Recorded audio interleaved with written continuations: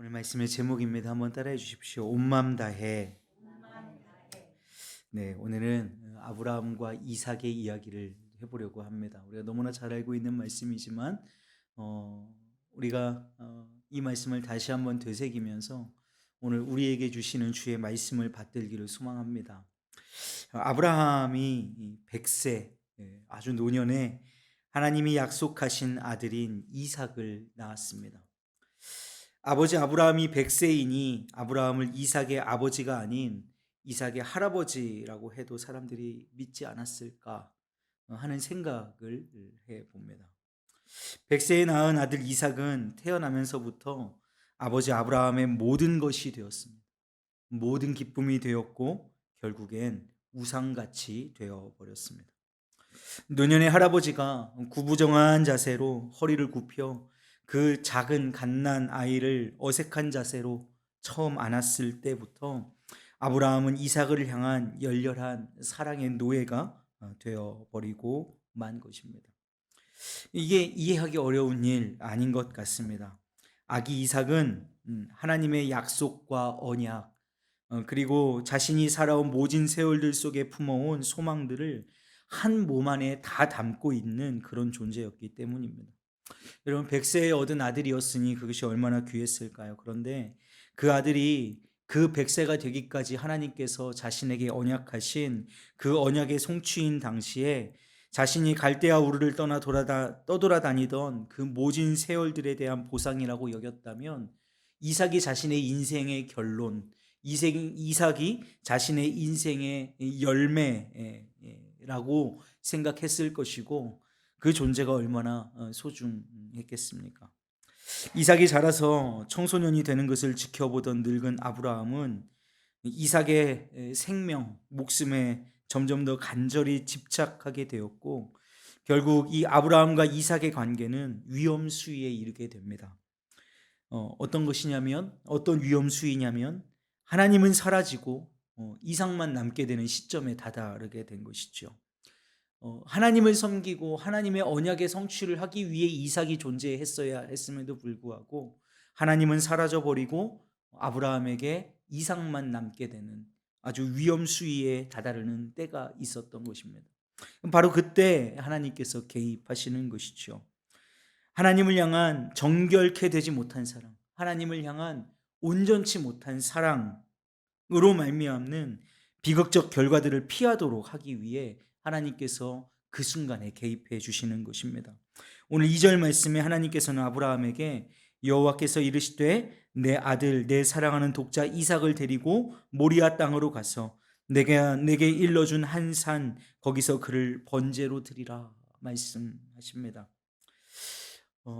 인신제사를 금지하고 있었던 하나님께서 아들 내 사랑하는 독자 이삭을 나에게 제물로 번제로 드려라 라고 하시는 그 말씀 이후에 아브라함이 가지고 있었던 고뇌가 어떠한 것인지 우리는 잘 알지 못합니다.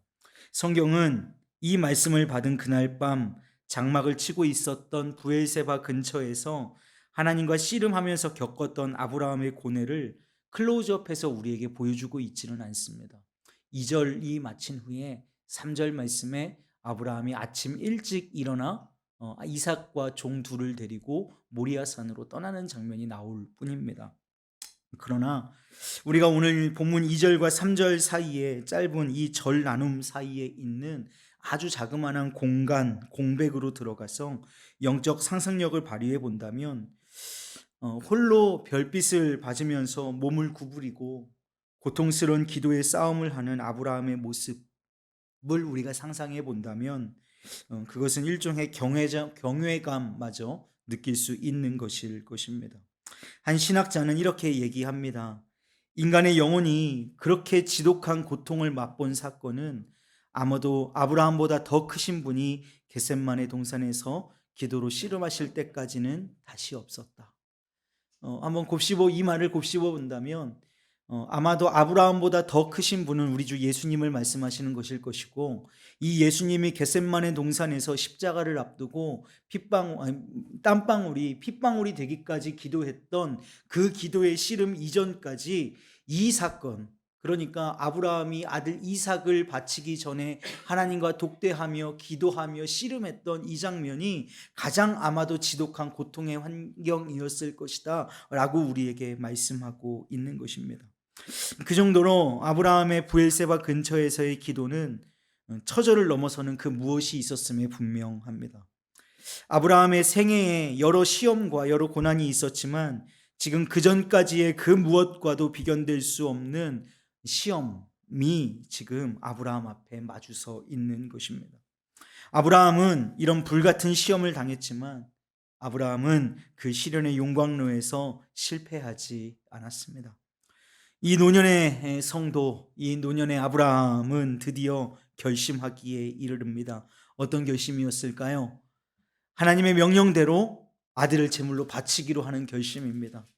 그리고 그분이 자신의 사랑하는 독자 이삭을 죽은 자 가운데서 다시 살리실 것을 믿겠다라는 결심입니다. 히브리서 기자는 이것을 믿음이라고 표현하고 있습니다. 하나님의 명령대로 아들을 제물로 바치고 우리 하나님이 아들 이삭을 죽은 자 가운데서 다시 살리실 것을 믿기로 그는 결단하고 결심하는 것입니다. 아브라함이 이 결심을 실행에 옮기기 위해 아까 말씀드린 대로 3절 초반에 나타나는 것처럼 아침에 일찍이 일어나 길을 떠납니다. 그리고 아들과 함께 제물이 없이 모리아산에 오르고 제단을 쌓고 결국 자신의 아들을 제단에 올려놓고 칼을 들어 아이를 치려는 순간, 그러니까 하나님이 결코 아브라함이 돌이키지 않을 것임을 확신하는 순간, 그 순간에 하나님께서 말씀하십니다. 개입하시는 거예요. 그 아이에게 내 손을 대지 말라. 그에게 아무 일도 하지 말라라는 것입니다. 그리고 아브라함에게 하나님은 다음과 같이 말씀하십니다. 네가 네 아들 내 사랑하는 독자까지도 내게 아끼지 아니하였으니 내가 이제야 너 아브라함이 하나님을 경외하는 줄을 아노라. 이 말씀을 제가 그냥 상상력을 가지고 의역해 보면 이렇습니다. 아브라함아, 이제 됐다, 이제 되었다. 네가 네 아들을 정말로 죽이는 것이 내 본래의 뜻은 아니다. 내가 원한 것은 네 마음의 성전, 네 마음의 성전에서 오직 나 혼자 왕노릇하기 위해 그 아이를 성전 밖으로 내보내는 것뿐이었다. 네 마음에서 사랑의 대상이 뒤바뀐 것을 바로잡기 원했을 뿐이다. 이제 네 아이는 건강한 모습 그대로 너의 것이다. 그 아이를 데리고 너의 장막으로 돌아가라.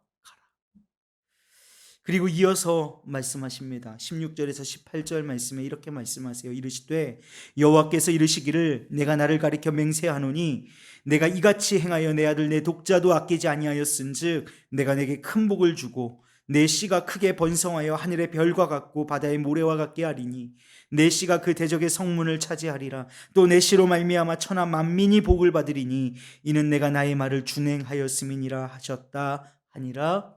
아멘. 여러분, 이제 아브라함은, 이 말씀을 들은 뒤에 아브라함은 아들을 제단 위에 올려놓기 전에 사람과는 완전히 다른 사람이 되었습니다.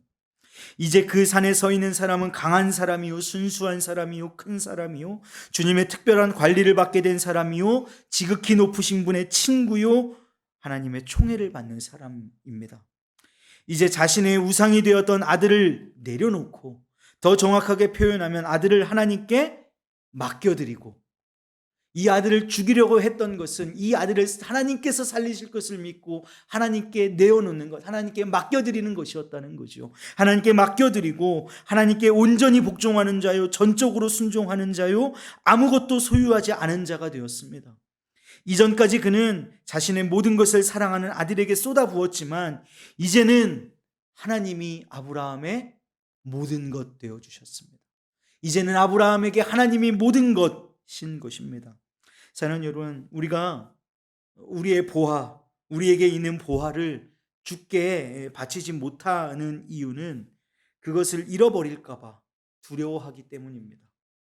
우리의 보화가 때로는 사랑하는 자녀들일 수도 있고, 사랑하는 우리의 사람들일 수도 있고, 재물들일 수도 있고, 명예들일 수도 있고, 때로는 우리의 건강일 수도 있어서 그것이 사랑을 넘어서서 우상이 되어버릴 때 우리는 그것을 주께 바칠 수 없게 되는 것이죠. 마치 이삭이 아브라함에게 사랑의 대상을 넘어서서 언약의 결실을 넘어서서 그것이 우상이 되어지기 시작했을 때 그것을 하나님께 드리기가 참 어렵고 힘든 과정을 겪었던 것처럼 오늘 우리에게 있는 그 금은 보화가 우리에게 우상이 되어질 때 그것을 잃어버리고 그것을 다시 찾지 못할까 봐 우리는 그것을 하나님께 바칠 수 없게 되어지는 것입니다. 주께 바치면 그것을 잃어버릴까 봐서, 주께 아들 이삭을 바치면 그 이삭을 잃어버리고 다시 찾지 못할까 봐서 주께 바치지 못하는 것이죠. 그러나 사랑하는 여러분, 우리는 그런 두려움 가질 필요 이제는 전혀 없는 줄로 믿습니다. 왜냐하면 우리 주님은 멸하기 위해서가 아니라 구원하기 위해서 이 땅에 오셨기 때문입니다. 이삭을 죽이기 위해서가 아니고 살리기 위해서 이삭을 달라고 말씀하신 하나님이십니다. 아브라함에게 허락하신 복을 더욱더 확증시켜 주시기 위해서 오셨음을, 임하셨음을, 말씀하셨음을 믿으시기를 주님의 이름으로 축복합니다. 아브라함이 이 고통의 시험을 통과할 수 있었던 비결이 있었다면 자신의 우상이 되어버린, 그래서 잃어버릴까 두려워했던 아들을 하나님께 맡겨놓는 내려놓음이 있었음을 우리는 말씀을 통해 보고 있습니다. 사랑하는 여러분, 우리가 아버지께 맡기는 것은 모두 안전합니다. 믿으십니까? 우리가 아버지께 맡기는 것은 모두 안전합니다. 반면에 아버지께 맡기지 못하는 것, 그래서 내 손에 쥐고 있으려고 하는 그것은 오히려 절대 안전하지 않습니다. 사랑하는 여러분, 오늘 우리의 이삭은 무엇입니까? 잃을까봐 두려워하며 벌벌 떠는 그것은 무엇입니까? 그것을 지키는 우리의 손이 더 안전하겠습니까? 그것을 만드시고 내게 허락하여 주신 하나님의 손이 더 안전하겠습니까?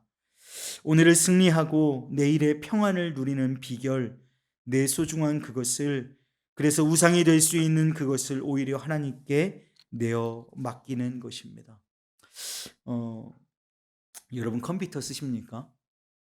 컴퓨터 쓸 때 우리 보통 우리 한국 사회에서는 윈도우 쓰죠.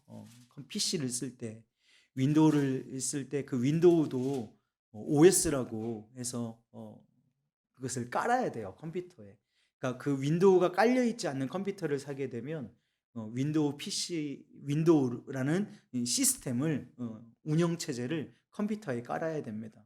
근데 까는 과정이 그렇게 복잡하지는 않은데, 처음 이해하고 나면 복잡하지 않은데 처음 깔게 되면 이게 무슨 말인가 이해도 잘 되지 않고 복잡한 과정들이 있어요. 그런데 깔다 보면 이런 문구가 뜹니다. 모든 것을 마이크로소프트에 맡기기. 모든 것을 마이크로소프트에 맡기고 평안해지세요.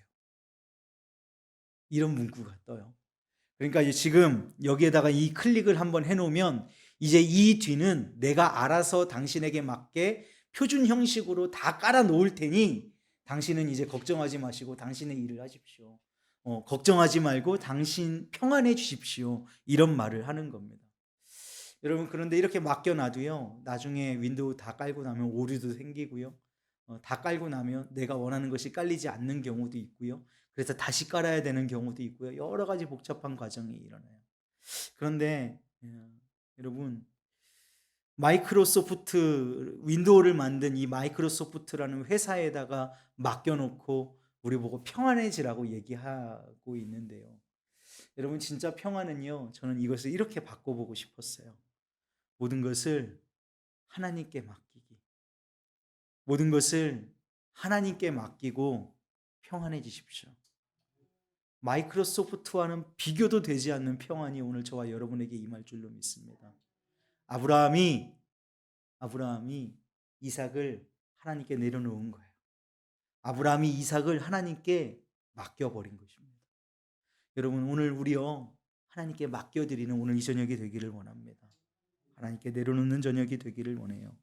하나님을 신뢰하고요, 그것을 잃는다 해도 다시 살리실 줄 아는 믿음이 저와 여러분에게 넘치시기를 부활하신 우리 구주 예수 그리스도의 이름으로 축복합니다. 그래서요, 이삭을 바치기 전의 사랑과는 전혀 다른 사랑으로, 하나님께 맡겨드리기 이전의 삶과는 전혀 다른 삶으로 시험을 이기고 모리아산 위에 우뚝 서는 온 마음 다해 주님만을 사랑하는 믿음의 사람이 되시기를 주님의 이름으로 축복합니다.